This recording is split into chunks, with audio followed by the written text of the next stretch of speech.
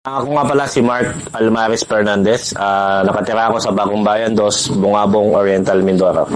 Ang edad ko ngayon sa kasalukuyan ay 38. Ako ay nagsimula sa hanapbuhay na kalabawan nitong 2023. Mag-isang taon ako sa December. Ang hanapbuhay na kalabawan na ito ay nagsimula sa aming kooperatiba na tinutulungan ng Philippine Carabao Center. Ang kalabaw na inaalagaan ko ay galing siya sa Italian breed.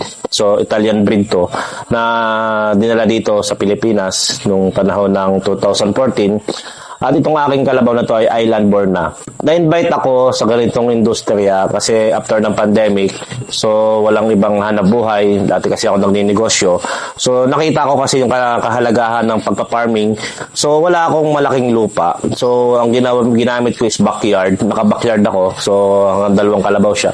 Na-involve ako dito kasi